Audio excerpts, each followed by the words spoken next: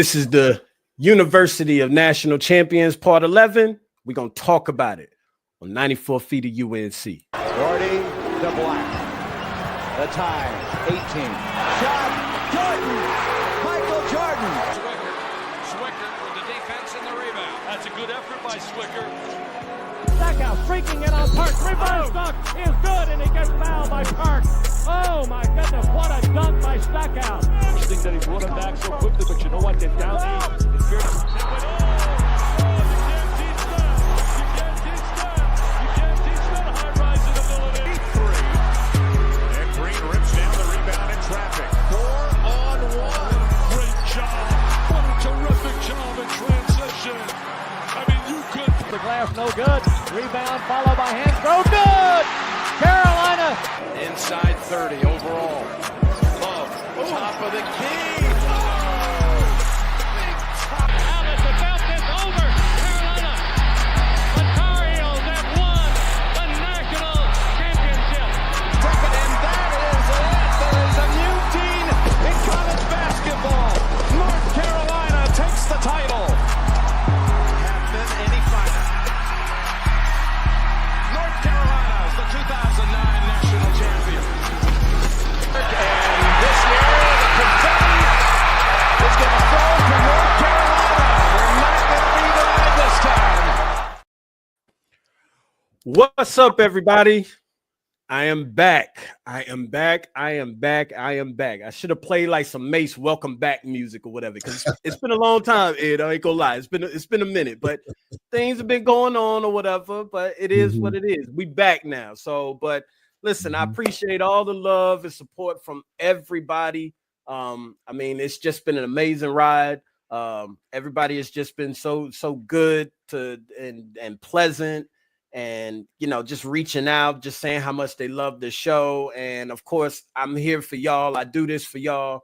I bring on the special guests for y'all because this is special to me just as much as it is special to you all as fans, for the players and everybody. So I appreciate all the love and support from everybody, and we're going to keep rocking or whatever. But of course, you tuned in to the 94 Feet of UNC podcast. I'm your host, Mr. Linzel Graham. I got a big special guest, of course, in the building with me today. Of course, before we get into introducing him and everything, I want to make sure that I plug some things in real quick. Listen, come join the 94 Feet of UNC Discord. That link is in the description. It's free to join. We talk all things UNC, football, basketball, women's basketball, baseball, just everything, all things UNC. We have great conversations going on in there. Sometimes we release a little bit of intel, you know, things like that. But we have a great time. It's a great community. We're almost close to 500 members now. So come join it. The link is, like I said, the link is in the description. So come on in or whatever. I promise you'll enjoy yourselves. Also, I know everybody's been asking for it, and it is finally here. And Ed, I got to get you some. I got to get you some for sure. I'm gonna send something your way. But I got the 94 Feet of UNC merch. We got some stickers right here. You know, these are just little stickers, bumper stickers, whatever you want to put it on. You know, anything. I'll add it. You know, I keep UNC around the house, so it'll go somewhere in the room. For sure. We also got the 94 Feet of UNC mugs. These are also in black. So I mean, this is a gloss too. Like this ain't no shabby looking coffee mug or whatever. But you know, we got the mugs. I got some drink containers. This is 100 yards of UNC, but you can also get this in the 94 Feet of UNC. The football podcast is coming soon, y'all. I just ended up ordering one of these or whatever, just because I liked it, the way that it looked or whatever. But this also comes in black, but you can get this. I got the t-shirts right now. Of course, these come in black, white, Carolina blue, navy blue, gray. Of course, this is the navy blue one right here. So everybody's been asking for merch. So I had to make sure that I start plugging this stuff in, man. Also got some Chapel Bill shirts, man. Like something pretty cool. Football season is coming up. Bill. So that's clever. Yeah, that's Chapel clever. Bill. He is here. He is here. So Mhm. listen, all of that link and stuff will also be in the description as well. So make sure y'all jump out there, get you some merch. Y'all been asking for it. Y'all ask and I deliver. So let's make it happen. Like, you know what I'm saying? I appreciate y'all. So, but today's special guest, of course, I got Mr. Ed Geth in the building himself. National 93 national champion, right? Yeah, That's correct. yes, That's correct. That's yes. correct. That's correct. That's it. You know, Ed, that is the year I became a Tar Heel fan. Get out of here. Really? Yep. That is Wow. and you know what's funny? Mhm. My decision was between being a North Carolina fan or a Michigan fan. Stop it. I Wow. love So I you was love going the through Fab Five. you was going through this roller coaster watching that game, then. Yeah, like because you know, in the beginning of the season, Carolina played Michigan. Michigan beat them. Yes. Yep. In the But I was with the Rainbow Maui, Classic. The the Maui. Rainbow Yeah, Maui Classic. Classic. No, it was the Yeah, Rainbow. so Rainbow. Yep. yes. So I was a huge Fab Five fan. And I mean, you know, Jalen Rose, Weber, Howard, Jimmy King, you know, yeah, I was Michigan was it. If I wasn't Tar Heel out looking outside, that would have been a team that attracted me as well. You know, and Right. I happen to know Chris, you know, from the AU days, and Jalen. They played on a I forgot, it was Team Super Friends, I believe. That was AU team. And Yeah. I'm gonna be real with you. Chris Webber was a handful. Yeah. He was a year ahead of me. He was the first. I think he may have been the first. I prided myself on being a defender and a shot blocker. He was the first to get me. Like, he got me. He was the reason why I stepped my game up. Probably why I got recruited by UNC. Because boy, I was there's a whole nother level. But so I get it. They were exciting to watch. Looking back over the little 30 for 30 they did, the documentary. I mean, they brought an excitement to basketball.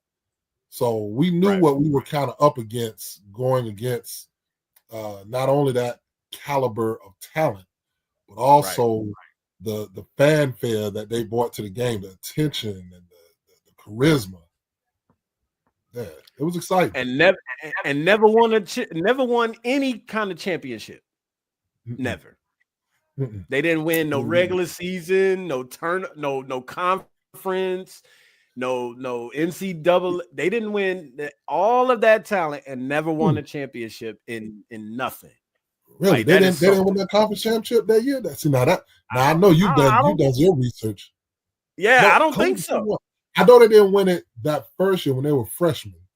I think Indiana won it, I believe. The Big Ten. They were in the Big Ten. I don't know who won it. That doesn't surprise me. I'll go back and look at it. I'll go back and look at it, but I don't think they won a championship at all. At all. Like in nothing. Like which is crazy. Like you said, all of that talent and to not have no type of championship. Like it's crazy. Yeah. But still one of America's favorite teams of all time. Yeah. Like you got to put the you got to put them up there. Yeah. I said this goes to show that winning championships, no matter how much talent you have, don't get me wrong, it takes talent. There has to be a cohesiveness for that talent to win. Winning a championship, that's what I loved about our 93 team. Like, we didn't have what the Fab Five had, but we were a better, cohesive, well-coached team. Right. And so, yeah, I was 12 years old. I remember sitting there watching the championship game with my pops, and my whole family is Carolina fans. And I just decided, you know what, I'm gonna follow in the footsteps, and just seeing the excitement from my father, you know, I followed right in his footsteps and just became a Tar Heel fan.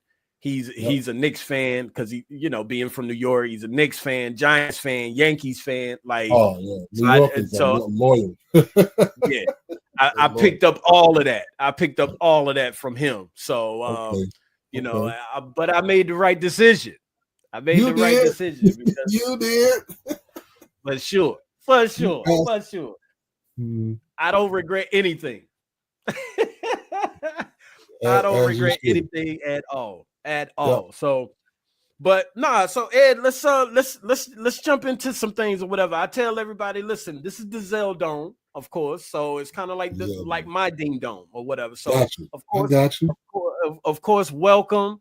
Mikasa Sukasa. I tell everybody we're not here for a long time, but we're here for a good time. So come on in, get comfortable, kick your shoes off if you want to. Okay. We just go chop it up, talk a little basketball, man. For sure. So all right, show me where the fridge and the drinks are. Right. There we go. I know that's right. Listen, I joke with David and Ray Terry and them all the time, because when we did the Connect 4 episode, I told them, like, listen, I hope y'all brought your own snacks or whatever, because y'all ain't eating up everything over here now. Like, you know what I'm saying? Like, but of course, it was all jokes and all of that stuff. So they were like, man, I got my chips and my drink and all of that. So I'm like, just so you know, I'm just letting y'all know. So, but it was good times though. Good times. So, and so I guess my first question and this is, some of these questions are pretty much like basic questions, because I ask everybody, because I tell everybody, like, I've had so many players on the show, from Kevin Salvadori to Pete Chilcutt to Ray Terry, Newbie, Dino. And I tell everybody, and that everybody has a different story when it comes to UNC, as far as their journey to UNC, but then also their journey while they was at UNC. So, I guess my first question would be, how did all of that happen for you in regards to being, recruited by UNC and like the process of how all of that went down? Okay. It's funny you say that. Like, full disclosure, I've been coaching for 25 plus years, and now I'm stepping into the motivational speaking lane. And so part of my story is talking about how lucky I was to be recruited by UNC. It was a matter of luck, but you got to define what luck is. Right. Luck is when preparation meets opportunity. I never I come from the area of Hampton Roads, where there's Joe Smith, Allen Iverson, Alonzo Mourning, J.R. Reed. There's a hotbed of talent. Brian Bursticker came out of there. We've had a lot of, Hampton Roads guys, Ronald Curry, come from that area. And so you can just imagine talent was in abundance. But I didn't consider myself probably the most talented at the time. What I did was consistently work. I was not one that kind of got sucked into wanting to hang out all the time. I came home. I was raised by a grandmother who was a pastor. She was strict, thank God. I didn't like it at the time, not being able to go anywhere. I'm in church all the time. I don't think you heard me. She was a pastor, so I was in church all the time. All the time. You know what I'm saying? Wednesday night Bible study, Tuesday choir rehearsal, Thursday church meeting, Monday prayer. I was always there. So when you're always there, my thing to get out of church was to play basketball. That was the only thing she permitted me to miss church fun. I said, okay, I'm going to play basketball. And just constantly working. And eventually I got noticed playing with Boo Williams and got invited to the Nike camp. The two things I could do well was rebound the basketball, had a big body, so I was aggressive, so I attacked the rim. I tried to dunk everything, and I moved people out the way. So, and I tell kids, sometimes, there's this new thing out about having a bag, and don't get me wrong, I like guys that got the bag. They're fun to watch and everything, but if you can find a niche that you do really, really well, better than anybody that's out there. And that's what I did. I figured out how to rebound. I figured how to run the floor, post up, get easy baskets, try to dunk everything within 3 to 5 feet. And it got me noticed. You get what I'm saying? And so that's how initially I got recruited to North Carolina. I played well at the Nike camp. Then Coach Smith came and saw that not only do I play hard, I play within a team. You know what I'm saying? I took charges, I set screens, I talked. I did all those little things that are valuable to the program, and he saw that, I could fit in at North Carolina. But again, doing all that work, and the opportunity came for the right coach to see me at the right time. That's where luck happens. So that's how I ended up at UNC. Now here comes the kicker. Get to UNC. That's where it's a little different. We had a strength coach named Harley Dark who was, you either love strength coach or you hate him. I hate him. Right. Then. And, we didn't lift weights a lot, but we ran a lot. And we believed that he believed in elite level athletes, ELA. And so one of the conditioning tests, and I'm sure I don't know if players talk about this. I know I'm going to talk about it because it was a struggle of mine, was having to run the mile. You have to run the mile. The mile run. Yeah, you got to do the mile run. You know about the mile. People that are UNC diehards know about the mile run. You can be a fan and not know about it. You just watch the games. People that know behind the scenes know that you got to run your mile in a certain time, and you don't even get your practice gear until they give you like a blank jersey. You don't even get your name on your lock or anything until you make your time. Right. So, of course, I haven't ever prepared for something like that. And you can see I'm a bigger guy, so it took a lot for me to get into condition. So, don't make it the first time. Don't make it the second time. You figure third time's the charm, right? Right. How about 15 times? I may to this day still have a record. I don't know. I mean, to this day, it ain't nothing I'm proud of, Lynn, but hey, I got something in the record book. Yeah. And see, here's how it works. I think every time you run it, he gives you like a second or 2 seconds, added to your time, to I guess to incentivize you to come out. So eventually, my time met up with my attempts, and I eventually made it. But what it taught me was, okay, this is the level I have to be at. And Coach Smith does such a great job mentally. Like, that's why he coaches the number one guy all the way to the walk-on. 15. He's always instilling something for you to believe in. And, he told me, he was like, listen, you don't need to let this be what distracts you, but what you need to do is figure out what it would take.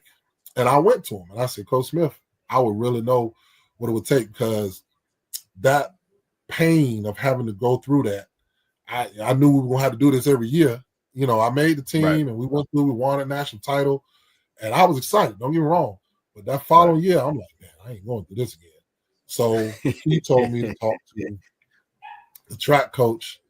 Track coach gave me some interval training, and I practiced hard all off season. I mean, I was my roommate at the time. His dad ran marathons. I would wake up early in the morning. I would run with him just to try to get my body into some condition. Of course, I would also had to eat right. That was another thing I struggled with. Like I told you, I was raised with my grandma. You know, she made some of the best food ever. So I got to avoid her cooking, train, all of this. And, you know, Coach Smith, you know, he gets you mentally prepared. So needless to say, my first year and a half, first 2 years, I'm not a fan of being in Carolina that everybody is, you know, giving you like, oh, man, I know it's having to be there. I'm like, man, y'all just don't know. You just don't know. Just don't know. But once you get to that point, so the next year, I'm in better shape. I'm ready. You know, it's the first day. It's a little drizzly outside. I take off running, and I'm feeling good. Get to the last curve of the mile. Coach Guthridge, who, if you know Coach Guthridge, I mean, it's by the book. There's no gray area with him. So I had to make it in 6 minutes. So I'm running. He said, you can make it. You got 30 seconds. With all my mind. I get to the end. I don't even hear what the time is. I dive across. Keep in mind, it's been drizzling, so the track is nasty, grimy, and wet. Yeah. And everybody's cheering. Yeah, good job. Coach Guthridge reached down, pulls me up. Good job. 6:06. See you tomorrow.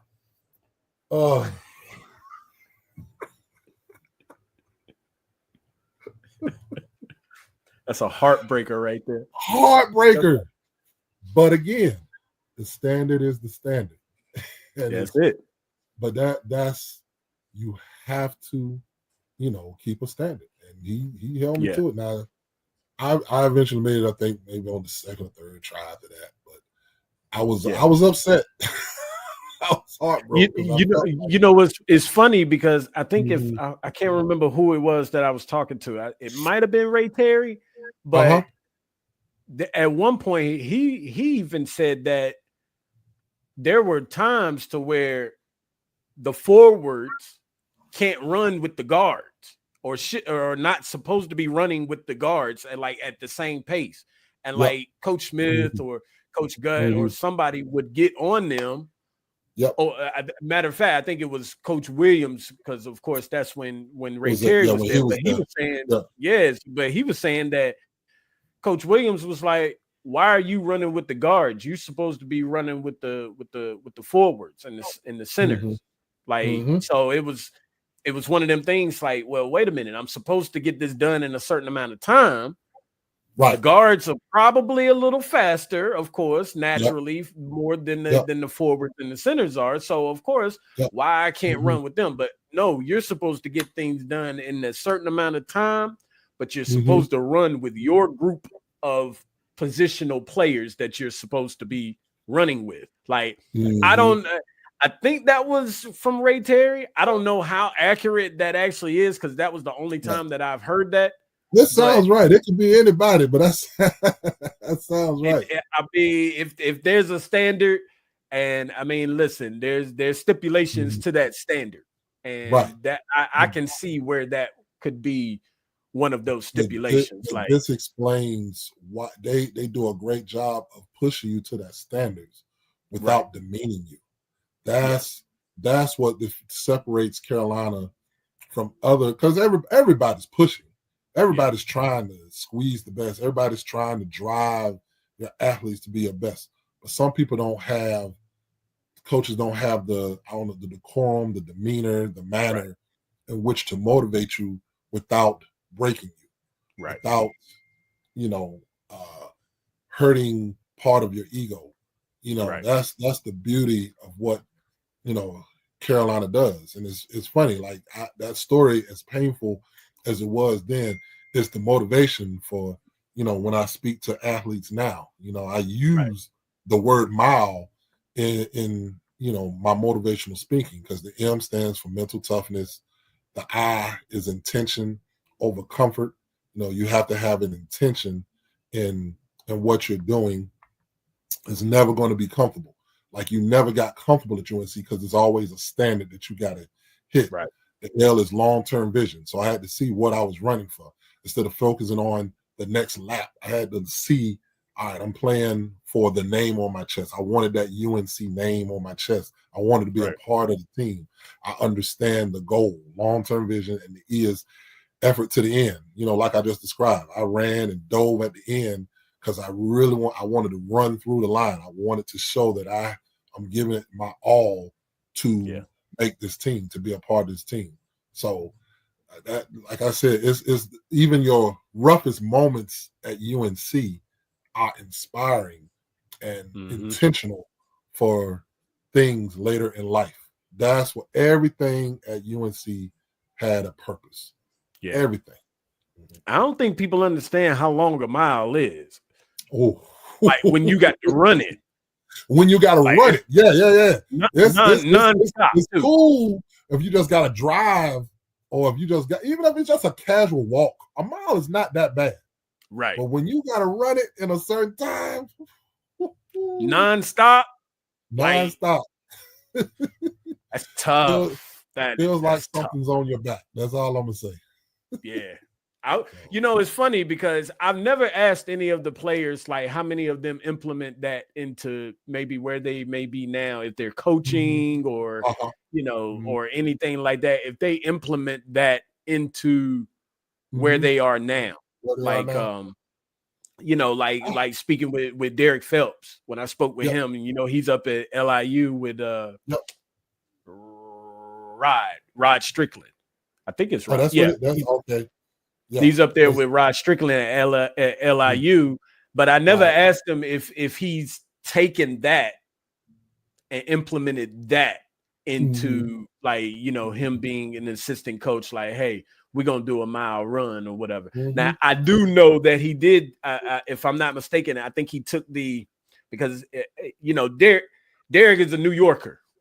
New York players, point guard.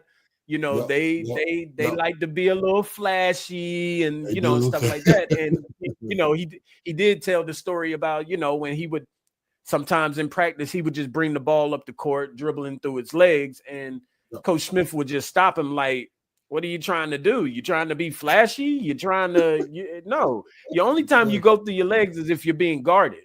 And Derek was just basically like, "Man, it's just it's a habit, coach." Like, but he had to break out of that. So I wonder if that is also something that he may implement into his players now. It's funny. Everybody probably takes something different. It's funny you say that. In talking to other guys that coach, it's like it's hard to take everything because some things affected you differently. Like, for instance, like you just said, the fancy dribbling, was Coach Smith was more or less be effective. He didn't disallow it, but make sure it's effective. Don't do it just to be doing it. Right. And so, that probably didn't stick with me much. I probably didn't care with the guards as long as they were getting the job done. But somebody like him, it stuck with him as to, I understand. I didn't handle the ball much, but to him, it meant a lot. One thing that I know that meant a lot to me was necessarily not anything that was going on in practice. It would be what Coach Smith did before practice and after practice. He would have what we call thoughts of the day. So you would have an offensive emphasis, a defensive emphasis, and then a thought of the day, like just a random quote. It could be from the Bible verse. It could be from Dr. King, Mahatma Gandhi, Red Auerbach, Bear Bryant. Though just famous people throughout history, and it was like life lessons. So, the first couple times as a freshman, I'm sitting there like, what in the world this guy do at practice? We're doing, or one of the first one was the serenity prayer. God help me, grant me the serenity to change the things that I can, the courage to accept the things that I can't, and the wisdom to know the difference. Like, I'm like, this has nothing to do with basketball. But you start understanding that Coach Smith was not just about making us better players. He wanted us better men. And he used basketball like a ministry for those of us who are in the ministry, that's what it was. He was like, I'm going to shape the future of these young men. If I have their attention, they're not only going to be good players, they're going to be good people. So we had little quotes like that every day before practice. Mm-hmm. And it'd be posted in the locker room. And you go through your warm-up, and then right in the middle, right when the coaches huddle, he'd be like, all right. And he normally called on the first week is always going to be a freshman. So you just know you're going to get called on. So you study them posts, because if you don't know it, it's a Sweet 16 right off the bat. You got to run. Right. Right. So, again, standards. Setting a standard. Hey, but what that does, it also, two things. It gets you better as a person because you're getting a quote, you're learning something. Two, your focus. Because now you got to dial in. Okay, let me remember this. Okay, do I got to do it now? And he will let you paraphrase it, so you couldn't, know it word for word. And then the emphasis, not only are you memorizing it, but if you don't do what that emphasis is, then you run as well. So you got to know the quotes, got to lock in, know what you're doing today, then you got to focus throughout practice. So like say the emphasis is, hey, no third loss of ball. So every third turnover, because now you focus, you got to run. Or box out on the defensive boards. You miss a box out, you run. So you got an emphasis. So again, that helps you focus, locks in, understand what the task of the day. And so that's before we even touch a drill. That's before we shoot a ball. He's already got you mentally locked in to what we're doing today. And I put that in, not necessarily so much because, I teach high school, so there's only so much they can handle. I only do a thought of the day. Mm-hmm. But I do tell them what the emphasis is. I don't expect them to remember it, but sometimes I do. It depends on the level of team I have, but that helps players lock in. So everybody takes something. That's what I personally took from, the Carolina way and put it in my programs. Listen, anything that you can get from the Carolina family, because UNC is just big on the word family. Huge, but and it's not just within the, it's not just within the basketball. It's just within any and everything. It's all throughout the fans. It's everywhere. Like we travel everywhere. If Carolina is playing on the West Coast, you trust me. You're gonna see some blue in that crowd. You're gonna see some blue in there for sure. Like it. It's to me, it's like the name itself. Like I tell people all the time, like there's two jobs in the NBA that are probably the biggest and most prestige prolific jobs that you could ever have in the NBA. Mm-hmm. And that's being a head coach of either the Los Angeles Lakers or the New York Knicks. Or the New York Knicks. Right. And North Carolina, the university itself, coaching job is right up there neck and neck with them. It's the number one job to have, like, in college basketball, period. Don't disagree with that at all. Yeah, don't disagree with that at all. Yeah, because it comes with such a tradition and a following that, and it's we don't have too many. Everybody's gonna have what you call fair weather fans. You're gonna have that, but Carolina's not too much of that. Like they're built in to support. They want to see the program, do well, even with the frustrations. And I don't want to bring up any controversy they having with Hubert. They still say positive things about him as a player, as a person. Like you can be frustrated with how things going, but there's still a pull and support for Carolina to do well. We don't jump ship usually. That's why I say it is. It is one of the most prestigious jobs to have. And it's funny you say how prestigious it is. I just take the Duke UNC rivalry. I didn't know how big that was. I mean, I knew it was big. Don't get me wrong. Like we hate them when we play. You know, we hung out with them in the offseason, but we you know, it's big.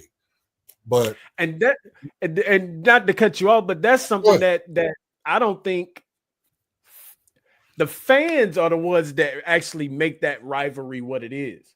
Absolutely. Not the players, because there's plenty of stories out there where UNC players are over in Durham. Absolutely. Duke players are over at UNC. Like behind the scenes, all the time. They're all good with each other. Yes. But they get on the court. Jeff Capel like this.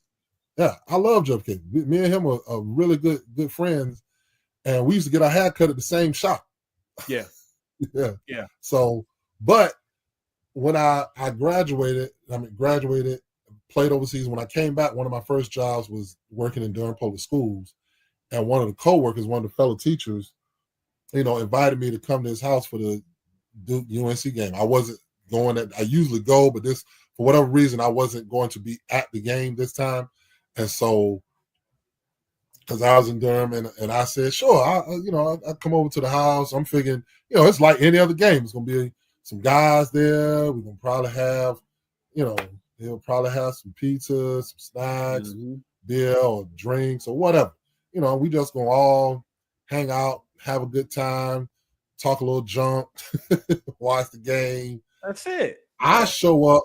When I say he let people know that I was coming, that a former UNC player was going to be at the party, and I'm talking, it was like a club atmosphere, like a house party, really. Yep. And he had a DJ, he had, you know, this big production, and I'm like, oh, I know I'm signing autographs. I was trying to watch the game. It's all love. It is all love. But it was just more than what I thought. I'm like, man, y'all go this far out, Duke UNC? Yes, they do. It's the greatest rivalry in all of sports to me. Oh man, I have this debate with so many people all the time. I do. Yeah, I'm sure. I can't. Me too. Because it's certainly the greatest and the biggest rivalry in college, for sure. No question. Not without a question. Is it the biggest rivalry, though, in all sports? I can only think of one other rivalry that might be a little bit bigger than UNC and Duke. I'm not mad at it if it is, but what you say? The Yankees and Red Sox. Well, listen, I'll have to defer only because I'm not the biggest baseball fan. So my argument is biased because I don't get too much into. I watch baseball, but I more watch it like strictly on a fan or a bandwagon type thing. Like for right now, I live in Georgia, so everybody loves the Braves. Hey, I love the Braves. If I was in New York, I love the Yankees. You would be a Met or a Yankee. I'd be a Met or a Yankee. Like I don't have a deep connection to baseball. I never played it, and it's nothing. And again, my grandfather used to like the Dodgers, so you know I would watch it with him just to kind of, you know, and I just didn't get attached to baseball like that. Now, do I respect it as a rival? Yeah, I know how much they hate. So you're telling me, because you're a baseball guy, I can tell that those guys hate each other. Like they hate each other.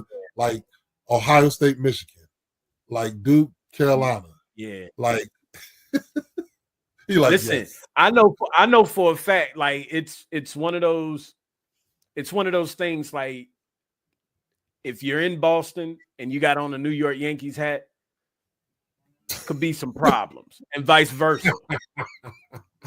It ain't blood and grip, like you might not want to walk in there with that on. It can be that. It can definitely go there. I do. I know. I mean, of course, being from New York, but I've also been to Boston. So, I mean, but shout out to Boston. Like Boston, I think is a really, really nice city. I mean, I wouldn't live there or anything like that, but it is a nice city. But yeah, you can't just freely. You can, depending on where you are, but you're going to get some pushback regardless of where you are, whatever the case may be. Some of it might be heated pushback. Some of it might be friendly pushback, but you're going to get some pushback. And that's vice versa. If Boston fans are in New York, they might get ran out of New York. It's a little different in New York. That is huge. And then Michigan and Ohio State in football is third to me. Oh yeah. And then I would probably go with And then I'd probably go with the Lakers and Boston at number 4. Lakers and Boston. That I would say yes. During the 80s, they probably would have been the top one. Yeah. That was a definitely heated rivalry. It hadn't been to where both of them have gotten back to their peak since Kobe, Kevin Garnett. And then like just always one is always up, the other one's not there quite there yet. You know, when they were both consistently good, there was nothing better than a Boston LA series. Listen, I knew the rivalry for UNC and Duke was so big. Mm-hmm. I don't know if you remember that year. You remember that year that if I'm not mistaken, it was probably around the 97, maybe 98 type, one of the around that year, something around that time though. But you remember when somebody went into the Smith Center and took the Jordan banner down? I heard about that. From the stadium. Yes. And then and then that same year, somebody went over to Durham and took one of the national trophies for Duke.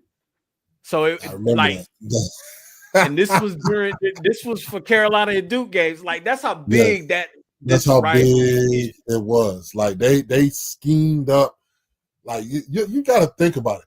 You got to plan something like that. Like a heist. That's like a bank robbery heist type organization because the doors are locked. Both of them have security guards. So they had to be. That's what I'm saying. So that's a diabolical type of plan. Crazy. That's crazy. That's the craziest thing is, if for those that have never been to the Smith Center, two things.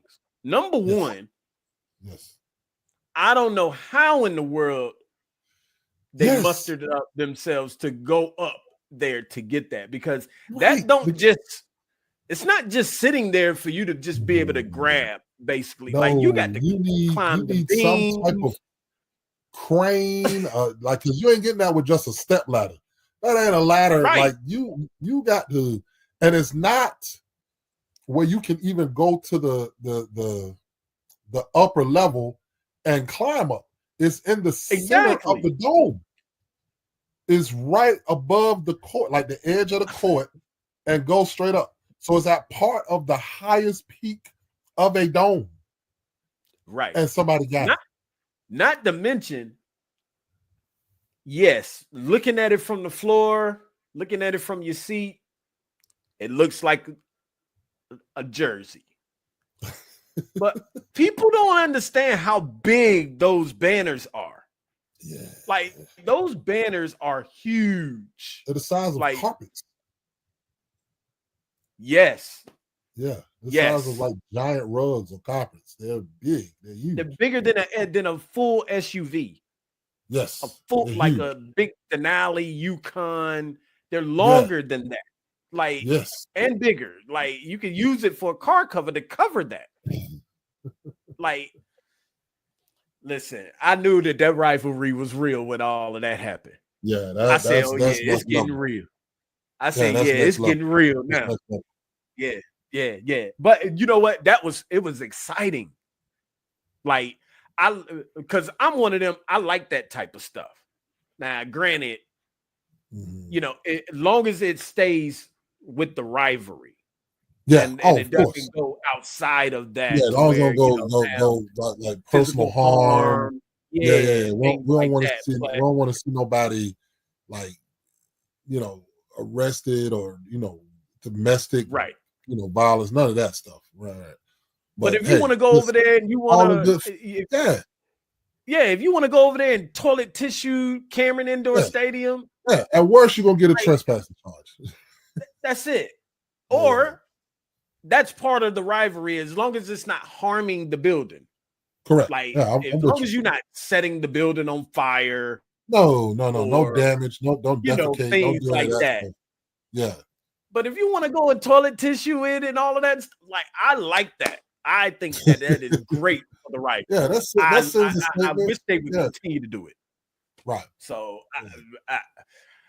man, listen, those were the days. But I'm gonna be honest with you, it never happened again after that. So I think they said, yeah, we this went a little bit too far. This went a little far. We're gonna have extra security. We're gonna make sure these doors are locked. We're gonna make sure people are armed. Yeah, for sure. So, but hey, I mean, but you got to find something to the rivalry is always going to keep itself up, but at the same time, do something to make it interesting, like a little bit more interesting. Like I just like stuff like that. I think it's I think it's good for the rivalry. Again, as long as you're not vandalizing or people are getting harmed or hurt or anything like that, I say go for it. Now, I ain't saying keep going up there taking banners out of the ding dong. Right. Because as soon as somebody slips off of that now we talk fatality stuff, like you don't want to take it that far, but find something to do. Find something to do. If you want to toilet paper the Dean Smith Center, good luck with that, as big as it is. But that's a lot of toilet paper. That's a lot. that's a lot. Yeah. A lot of toilet paper.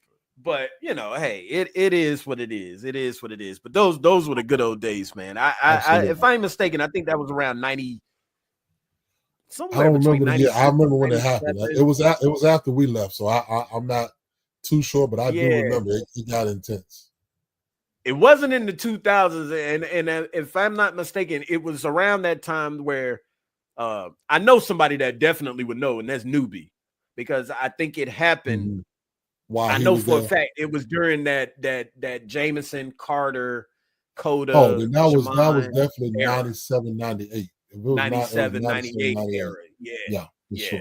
Yeah. So I got to get with Newbie about that, because I've never asked him about that, because I'm sure he's got some stories about that, bro. Like, I'm sure, because he don't forget nothing. He don't forget nothing. So, so Ed, let me ask you this, just a couple more things real quick. I got to get your favorite, your most positive moment that you got from Coach Smith, and one thing where he may have like got on you about something. Like, it's a lot of those. A lot of those. I would say, again, outside of basketball, one of my most positive moments with Coach Smith, because there's a lot with basketball, but one of my most positive was at one point in time on UNC's campus, we were marching to build the Sonia H. Stone Multicultural Center, and I know the Black Student Union was part of that, and we got together and we marched. And now the only thing was, I had planned on marching with them, and I didn't know the march was going to take longer than when I missed class, so I ended up missing class. And standard is the standard. I missed class. I had to run, but instead of him chewing me out, for skipping class, he knew where I was. I told him, I was upfront about it, and he had a talk with me, and he expressed with me how he, stood to get one of the restaurants where we eat integrated, how recruiting Charlie. What's Charlie? I'm drawing a blank. The first black player, Charlie Scott. It's Charlie Scott. Yeah, Charlie Scott. And that just having that conversation with him was very enlightening. That he did not, have a disdain for what we were doing. The only thing he was trying to teach me was be responsible. He said, had you called and told me that this is what you had planned to do, then it probably would have been excused, or we would have said, okay, here's a compromise, and we could have had a discussion. But you just went, you missed class, and that's still a consequence. And I understood that. Like, he didn't even have to break it down. He could have just came in and just chewed me out and told me no excuse, da-da-da. The fact that he sat down and had a humanitarian conversation was probably one of the best memories I have of him, and let me know, again, he cares about us as a whole person rather than just as a player and what we could do for him. One of the times he got on me. Oh, man. Pick the time. Listen, I don't know. Listen, I've heard so many stories from, Coach Smith, Coach Geth, Coach Williams. Yeah, so I don't think that's a shock. He plays these what I feel like are mind games because I think it's just, again, he wants to see you frustrated. He gets it to where you are, because he's like, he later tells you, we're going to be playing in some highly impactful games, high intense games. I need to know that you can mentally handle things and move on to the next play. If you stay frustrated about something I said, then you're not ready to be on the floor. So he would do things like, if you miss a play, what were you doing? And why did you make that play? What were you thinking? And then you start explaining, and he'll yell, "Don't answer me!" And you're like, "Oh, okay, I'm not supposed to say anything." So then, maybe another day, or maybe that same practice, Ed, what play was that? Where were you supposed to be? And then you just look at him with this blank look. Answer me! You're like, this guy is nuts. I don't know what to do. And but again, you're frustrated. But if you do the right things, then you wouldn't even have to worry about it. But again, that's where, like how you said, Phil Ford, who you just interviewed, that's where he would come in, where Coach Smith had chewed on. He comes in and he'll tell you, it's okay, listen, this is what you're supposed to do, da da da da. He said, you are messing up. No, you are messing up. But listen, let me help you. Just so you know, like, listen, we ain't getting away from that. Like, you ain't getting away from that. You are messing up. Yeah, for sure. What you need to do to get da da da, and that bridge really helped. So those are two examples that I can think of right off the dome. But I'm sure if we had more time, I would probably run off 20 instances like that. Listen, I gotta be honest.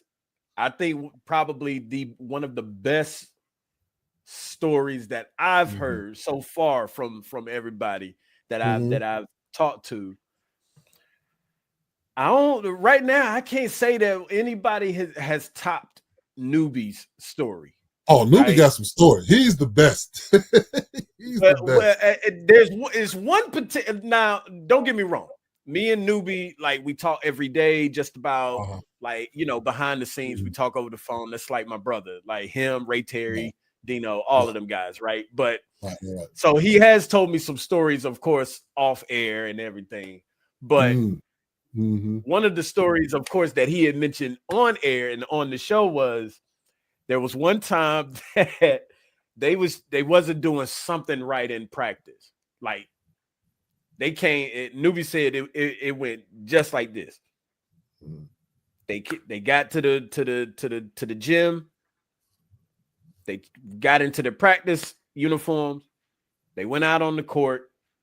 Coach said a few words. They ran maybe a play or two or something like that. He blew the whistle because of something that he didn't like. And next thing you know, practice was over that quick. It was probably the quickest practice that he had ever been in. And Okay. Newbie said the last thing that he said was, if y'all ain't gonna do anything that I'm telling y'all to do or whatever, then there's no point. So get out of my gym. Ooh. So Ooh. the funny part is, Ooh. Newbie said that he looked at Ed, he looked at Coda, and he was like, bro, did he just tell us to like get out of his gym? He did, I'm sure. And matter of fact, I think that's what Ed said to Newbie. So Newbie said, I mean, he's got a point. His name is on the building. His name is on gym. He'll flex on you a little bit. Yeah. I thought that was the biggest flex that I've ever heard, bro. Yeah, like nothing has topped that yet. I ain't gonna lie to you. Like everybody has amazing stories for sure, because they're all different, things like that. But I can't remember one that has topped that right there. Like, no, that's a good one. You can't get no bigger flex than that. Yeah, I don't think you can flex no bigger than that. Like, well, get out of my gym. Get out of my gym. Name is on the building. Yeah, it's his gym. Got a point. You got a point. I mean, what can you do? What can you say? Right? Oh my goodness. Right. Oh, that was crazy. That was, and he meant it too. He meant it too. But absolutely. The stories from Coach Smith that I've heard about him is just, they're incredible. Like, I always bring it up because I think people should always remember what he did for all of the players that played for him before he passed. Dinners on me. Like, yes. That's a man of character. Like, to me, he goes down. He goes down as the greatest coach of all time to me. I mean, and a lot of people be like, oh, well, how can you put him down? He doesn't have the accolades like what maybe Coach K may have, 5 championships and all of that. He don't have to be honest with you. He's got 2. But look at what he has done for the game of basketball. In its entirety. Not just college, in pro too. Absolutely. Like, absolutely. The shot clock. The point to the passer. Point to the passer. Like, yep. Bringing in the first African American player. With Charlie Scott. Like, telling Patrick Ewing, I don't have no room for you. Yep. But go see, the best fit go to John Thompson. Go see my man John up there. Yeah. Which is how Patrick Ewing got to Georgetown, because he would have been at North Carolina, but at that time, I think Sam Perkins. Sam Perkins and James Big Perk took his spot. So yeah. But it's just so many stories about Dean Smith. So I always tell people, how can you not put this man and put him, if not the greatest coach, you have to put him on your Mount Rushmore. You have to. He's unbelievable in the sense that, like how you just described, we talked about it beforehand about the Mactar Josh story. Like you just said, the bringing in the first African American player, he and Dinner on Me with all his. I mean, all of those are just. It's amazing for everybody, and it is amazing stories. But it goes along with just what he's consistently done, throughout. It would be nothing. Like, I don't know how many coaches do this. I haven't even done this, and I need to. But after you graduate, I don't know when he finds the time, because he's busy. You'll just be moseying along and your phone will ring and it'll be him. Hey, Ed, I just wanted to call, see how you doing. He literally calls and checks on every player. He don't have time to call you. He probably doesn't have time to call, but it doesn't go by. Or I still held on to every one of my children while he was alive that was born, he wrote a handwritten note and sent some gift, whether it was a binky, whether it was Carolina socks, whether it was a onesie. He always sent something, for each of my children. Sent a wedding gift when I got married. He does incredible things that not are required as a coach. You know what I mean? Like he does those little things makes it family. That's, like we said, we don't take that word lightly. It's not a logo. It's not just a chant. It's not a brotherhood. It's not a brotherhood. It is like some of them down the street from us. Like some of them down the street tried to hijack the word. No, it is a family. Like for it, that was genuine. And I don't know if it was recorded or not, but you were on the phone with Ray Terry, and me and him sat there and had a conversation. We didn't play together. We not the same era. He could very easily been like, man, who? I wasn't a star player during that time, but he knows who I am. I know who he is. We have shared stories. It's like that with James Worthy. I could see James Worthy and he'll know who I am. I'm not saying that as a flex. I'm saying that because of family. You know what I mean? It's a different level. I've been to Vince Carter's and Antoine Jameson's wedding. We really do have genuine care for each other. And it's not because of how we were, it's because of how our leader shaped it. And it's unbelievable. Yeah. I haven't been there. I haven't felt that in any other organization, any other place I've ever worked for. Like a true tradition of family. Listen, the same. This is something that this conversation is something similar to the one that I had with Quentin Thomas. You know, and I always, I always kind of bring this up when I'm talking to different people that, like you said, Quentin Thomas played in a completely different era than Shammond Williams did. But, at one point, Quentin was going through some things. Q was going through some things. And Shammond reached out and talked to him. Like, now, they didn't, like you said, they never played with each other. But because of the word family that UNC really sticks with and goes by, then that's where the connection is. It's still there. It's a bond that can just never be broken. Correct. And and that, to be honest with you, that's one of the reasons, in a way, why I started this podcast.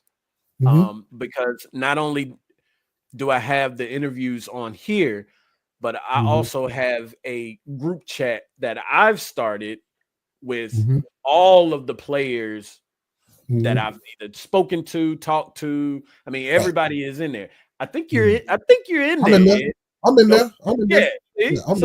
See? So I mean, you in there, Coda is in there, Danny Green is there, everybody is in there, but like one thing, like what Q told me, like this is big in regards to what I'm doing, because it's keeping that connection. It's that bridge that's like still trying to keep like everybody together, because again, we're a family, and that's just important. And it's important. Like it's people like you that allow us to still tell the stories and help us realize, oh man, like having Ray Terry on before I got on this, you just like, oh man, I ain't talked to Ray, and we just connect, and there's no drop off as far as, man, I haven't talked to him in a minute. Maybe I shouldn't say nothing. No, we can still have that bridge that keeps us together. So shout out to what you're doing, and shout out to the way you're doing it, and the effort that you put into doing it. So, I wish you many blessings, brother, in keeping this going, because, the Carolina way is a good way, but it's also love, like you said, it's family. So I hope you keep that going.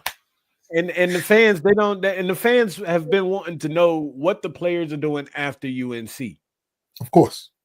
Like, and then that was just because like I said, when I started this, I didn't know what direction I was going to go with this show, like, or anything. I didn't know if it was going to be something daily, and it still could be in the future, but it was something to where it was like, you know what, I can do this show the way that I want to do it. Yep. And I don't have to rush. I'm not on a time schedule. I'm not trying to be better than anybody else. I'm just doing something that Linzel loves to do. And it's authentically you. Right.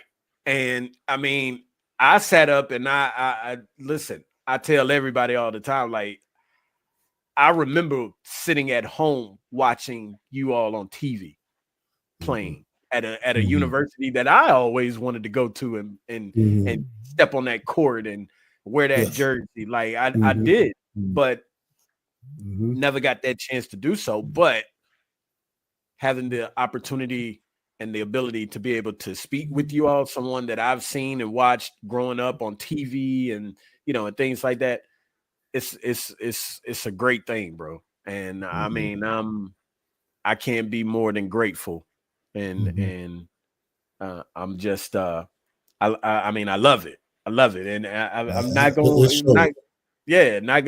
stop. Not gonna stop. Got to keep going. Definitely, for sure. So I got one more question for you. Okay. Actually, yeah. I got one more question for you because we'll save some for a little bit later. We got some things that we working on or whatever. So, but my last question is, because I gotta ask, because this is part of maybe a future project that I'm working on. So of course I gotta have the details for this or whatever in this or whatever.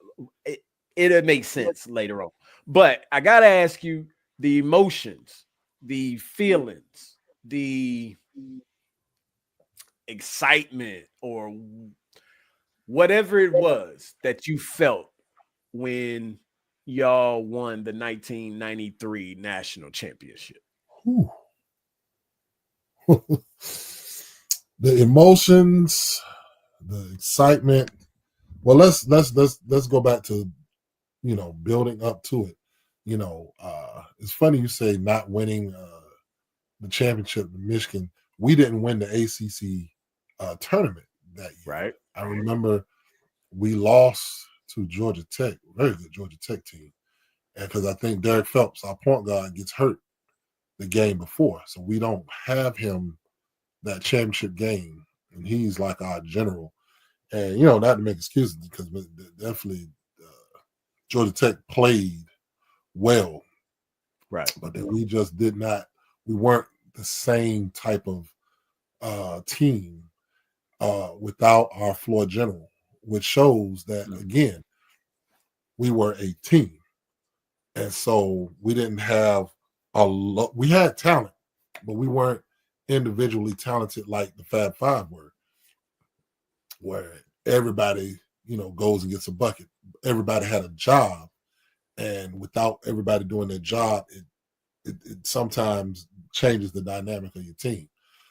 So we don't win the AC tournament.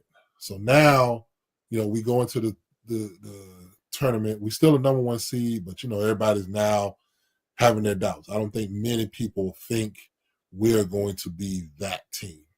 So I would think everybody's looking at Michigan.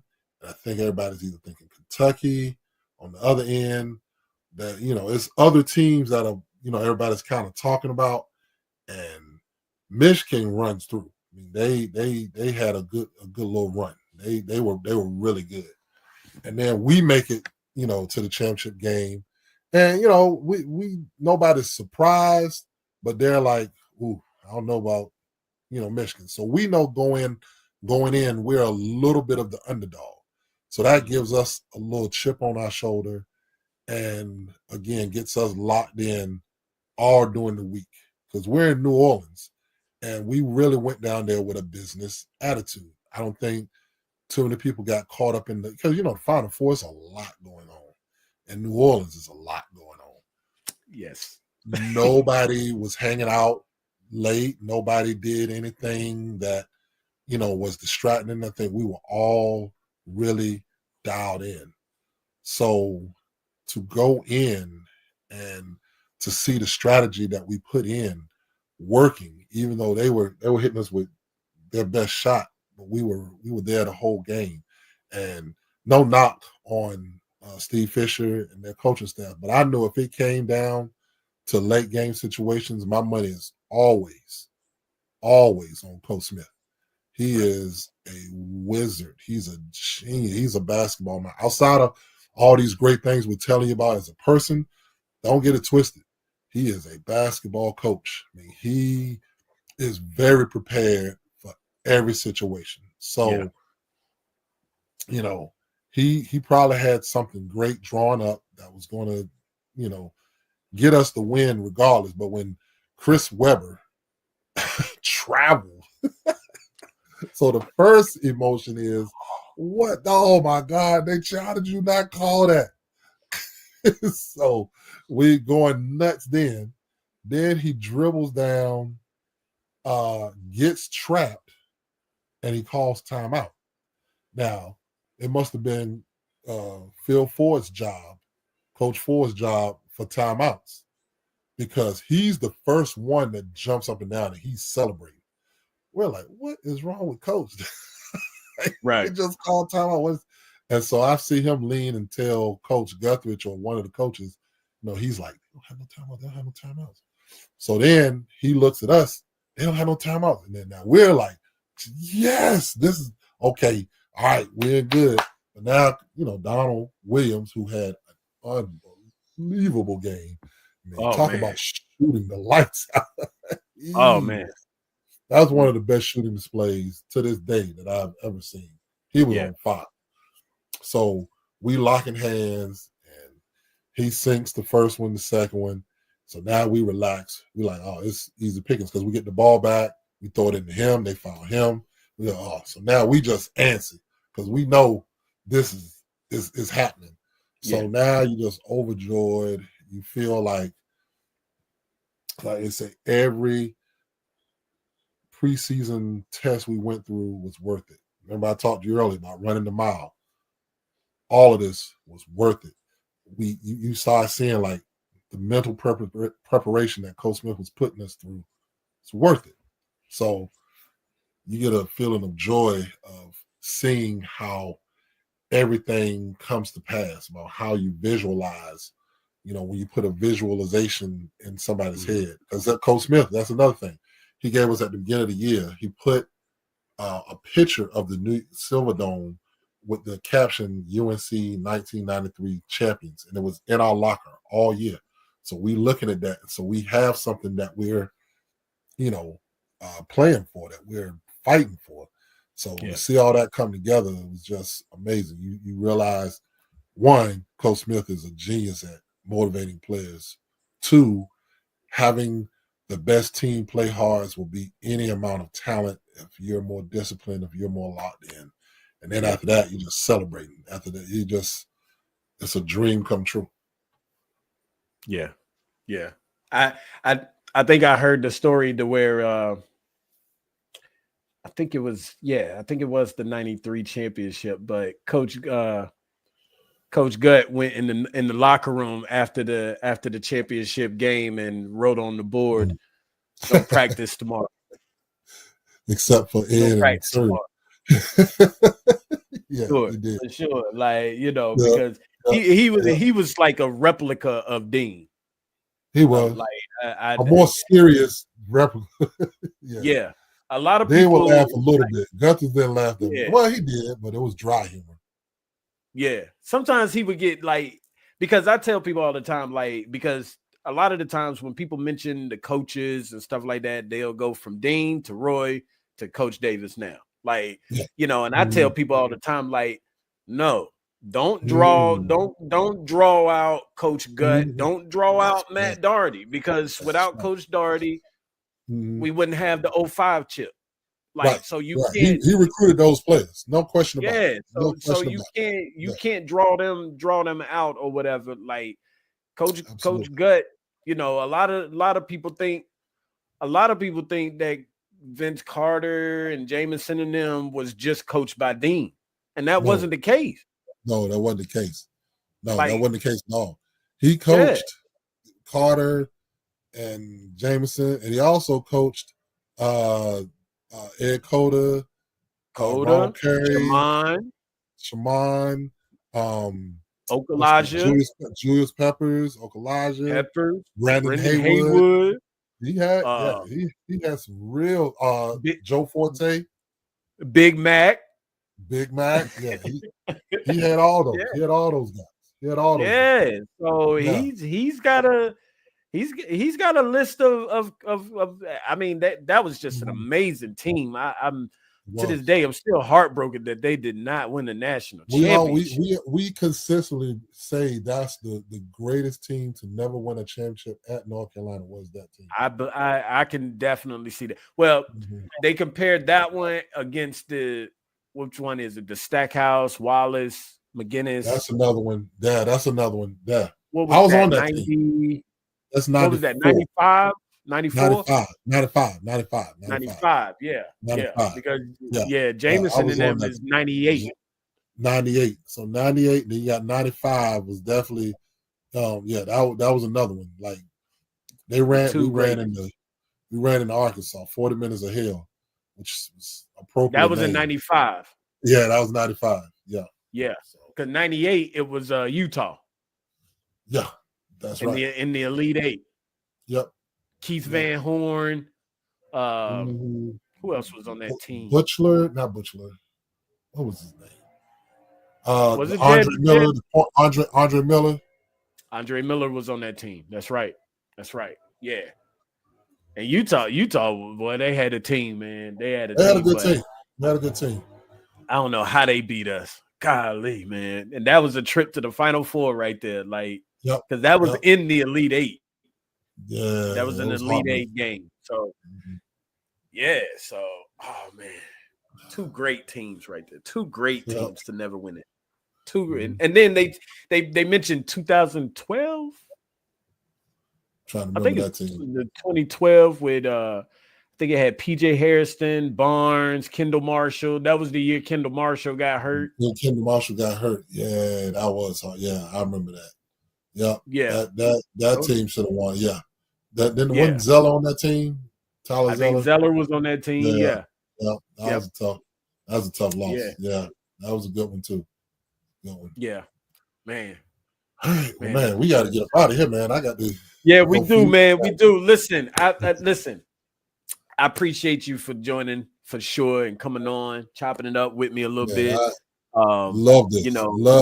Love this. I had a blast. Listen, anytime you welcome back anytime. I tell everybody, man, you welcome back anytime. But of course, we got something lined up. You already know we've talked about it and everything. So we definitely gonna set that up.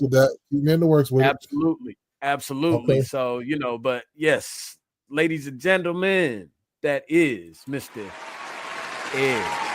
Yes.